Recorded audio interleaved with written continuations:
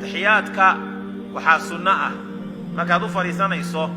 haday salaadu laba rakacadood tahay waxaad u fariisanaysaa lugta bidix baad sida intaad u gogasho